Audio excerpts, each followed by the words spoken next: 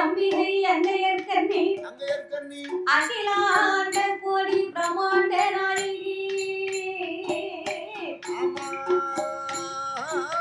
அந்த ஆண்டவனை எப்படி பரிசோதனை பார்க்கிறாள் ஆதி சக்தி வாரவியாள் ஆதி சக்தி வாரவியாள் ஆருக்கு தெரியாமல் சீதால ஓடி வந்து இருவரத்தை எடுப்பாள் இருவரத்தை எடுப்பாள் சன்னல்ல ஒத்துவாள்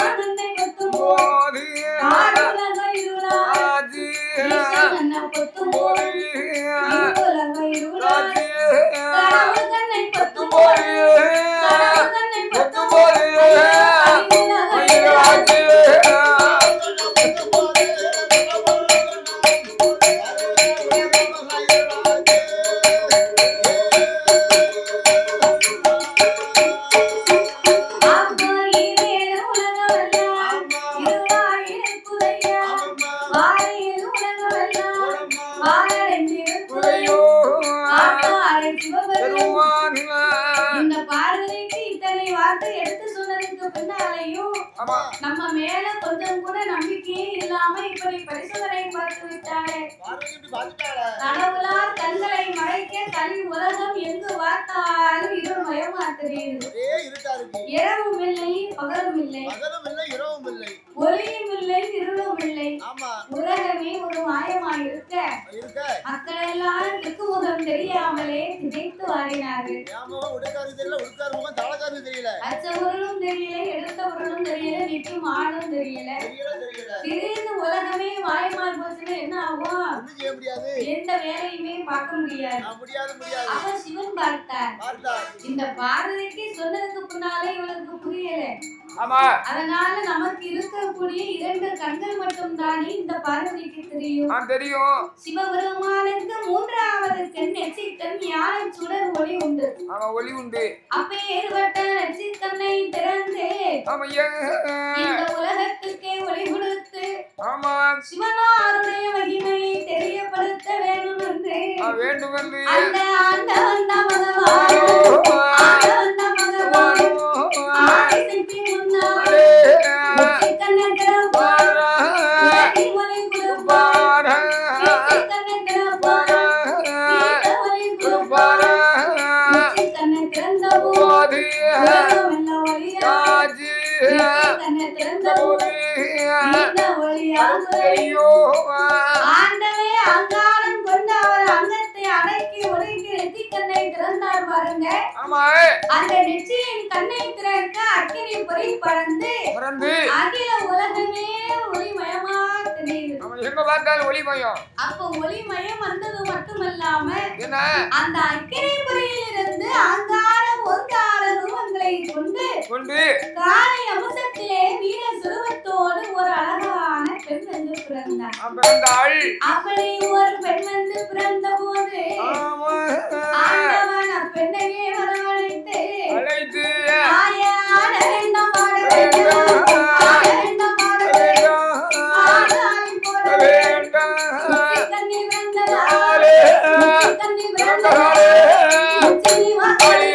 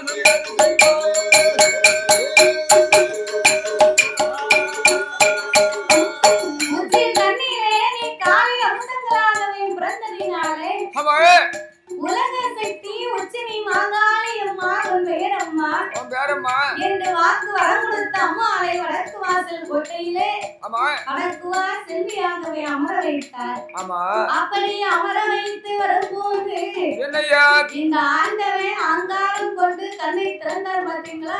ஆமா அந்த அக்கினியின் வேகம் வெத்தை தாங்க முடியாம இவனுக்கு சிலு சிலு சிலுன்னு வேர்த்து அவன் சிலு சிலுன்னு ஆகி ஆண்டவனுக்கு அங்கமெல்லாம் வேர்த்து ஆவி தரலாகி கடவுளுடைய வேர்வை காட்டாச்சு வெள்ளமா கரை புரண்டு வருது வருகின்றது. அது கடவுளுடைய வேர்வை பாத்தீங்களா? அதானே. அப்ப காட்டாச்சு வெள்ளமா கரை புரண்டு வந்த உடனே என்னாகும்? இந்த வெள்ளமானது உலகத்துக்கு போனா உலகமே அழிந்து போகும். உலக மக்களுக்கெல்லாம் உயிர்ச்சேதம் வராமல் இருக்கணுமானால் வேண்டுமானால் ஆண்டவன் தன் 1008 சடாமுடியிலே என்னையா ஓர் முடியை உழைத்து அதனையே தன் அங்கமெல்லாம் துவட்டி ஆண்டவன் ஒரு பொன்னை கட்டாகவே கட்டினார். அப்ப ஒரு பொன்னை கட்டாகவே கட்டிய உடனே என்ன சிவனுடைய சடாமுடி பாரத்துல இருந்து இந்த வேர்வை துளி அடங்கல. நம்ம குளிச்சுட்டு தலையில துண்ட போட்டாலே தண்ணி வடியுமே. 1 மணி நேரம் அவன் தலைகாய. ஆமா சரி. சிவனாருடைய வேர்வை அடங்குமா? அடங்காதுல.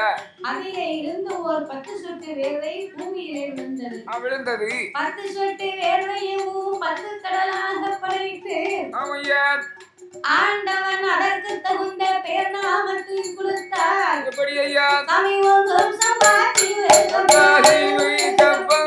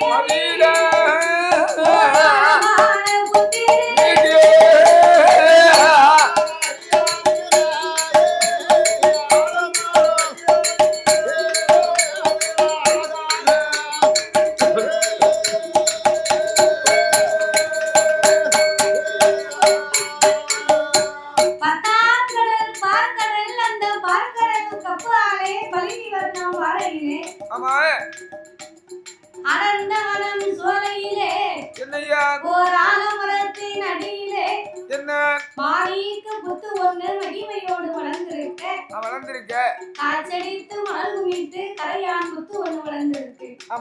அப்பேற்பட்ட அந்த மாணிக்க புத்துக்குள்ள யார் யாரெல்லாம் வாழ்ந்து வருகின்றார் தெரியுமா? ஆடு சென்னாகோ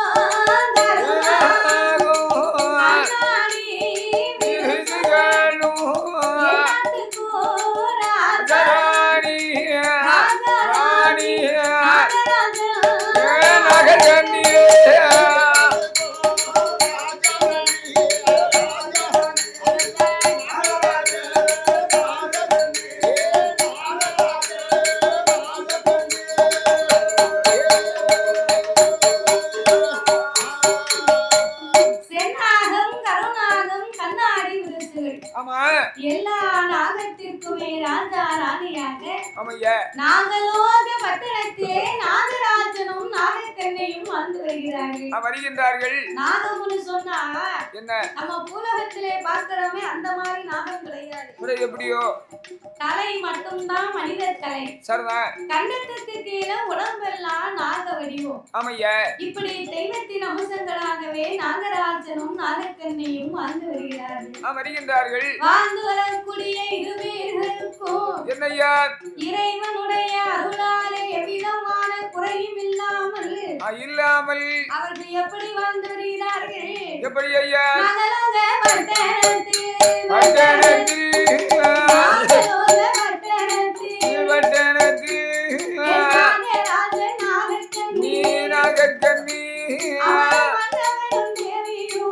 தேவியும்மா வாழ்ந்து வார தேவியும்மா வாழ்ந்து வார என்னை போல தோழர் போல மனமும் போல வாழ்ந்து வார நாதம் போல வாழ்ந்து வார ஒருவர் கேட்டு கேட்டு வாழ்ந்து வார வாழ்ந்து வார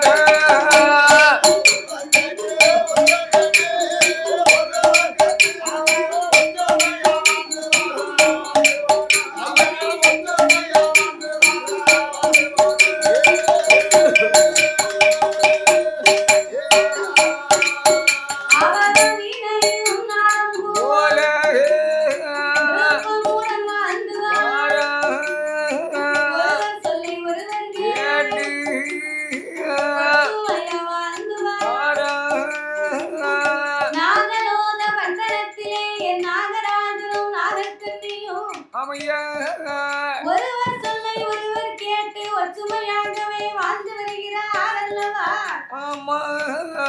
அதாவது நாகராஜன் சொன்னா நாகக்கண்ணி கேட்பார். ஆமா கேப்பா. நாகக்கண்ணி சொன்னா நாகராஜன் கேட்பார். சொன்னா மனைவி கேட்கா, மனைவி சொன்னா கணவன் கேட்கா. சரிதான். எங்க வீட்டுல என் பொண்டாட்டி என் சொல்ல கேட்க மாட்டேங்க. ஏன் கேட்க மாட்டோம்ங்க? என் தம்பி சொன்னா சரிங்க. ஏன் அவர் சொன்னா கேட்கா?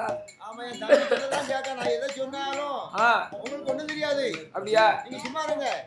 உங்க தம்பி வந்து சொல்லட்டும் அப்படிங்க. அப்ப அவர் கொஞ்சம் ஆள் வாட்ட சாட்டமா இருப்பாரோ? அவர் என்னோட ஒரு அரையடி வளர்த்தியே தான் இருப்பான். சரி. என் நம்ம சொல்லுக்கு மதிப்பு இல்லாம போச்சு. அப்படியா? நாகராஜன் நாகக்கண்ணி அப்படியா? எப்படி? அவர் கொஞ்சம் விவரமான ஆளு, படிச்சவரு. கொஞ்சம் பாடுசா உள்ள ஆளு. கொஞ்சம் நாட்டு நடப்பு தெரியும். தெரிஞ்ச ஆளு. அதனால அவர் விவரமா சொல்லுவாருன்னு அந்த அம்மா நினைச்சா. நான் ஏட்டி கூட்டி பேசிக்கிட்டு இருப்பேன். நீ ஏட்டி கூட்டி தனியா போட்டு வந்து தகராறு பண்ணிக்கிட்டு இருப்ப. தகராறு பண்ணிக்கிட்டு இருப்பேன். உன் பேச்ச கேட்பாளா? அதனால தான் நீங்க சும்மா இருங்க. நீங்க ஊர் சண்டையை உடனே எடுத்துருவீங்க. அதனால உங்க தம்பி சொல்லட்டும். நம்ம இந்த காரியமா தான் உங்க தம்பி வரட்டும். அவங்கள கேட்டு தீர்த்துக்கணும் அப்படிம்பா. நீ பேசாம அவருக்கு கட்டி வச்சிருக்கலாம். அவரா கண்டு பொறுமையா இருந்திருக்காரு. ஆமா பரவு. என் வீட்டுல இந்த மாதிரி கதை நடக்கணும் வச்சுக்கோ. என்ன செய்வாரு? தண்ணிய போட்டு வருவேன். நல்ல உலக்க இருக்கும், கருங்காலி உலக்க. தம்பியால இவ்வளவு கேட்டு இருக்குன்னு ஒரே ஆரம் தம்பியை போட்டு கொண்டு வரேன். ஒண்ணு தம்பியவே கொண்டுவா வேற போத என்னன்னு கேப்பா? தம்பியை கொல்லவா வீட்டுக்காரி சத்தம் போடவா? அது செய்ய முடியாது. இவன் இருக்க போய்த்தானே அவளுக்கு இந்த கேடு. அதனால தம்பியை சொல்லி ஊருக்கிட்ட மனுஷன் நம்ம பிள்ளைய நம்ம கொண்டாடி கண்டிக்க முடியலையே. அவ அடிக்க முடியாது. அவ கதத்த ஆளு. அவ கொன்றுவாள என்ன? அதனால்தான் போக்கத்தவன் யாரும் பிள்ளையார் கோயில் ஆண்டி. சரி. அப்போ கணவன் சொல்லை மனைவி கேட்கணும், மனைவி சொல்லை கணவன் கேட்கணும்.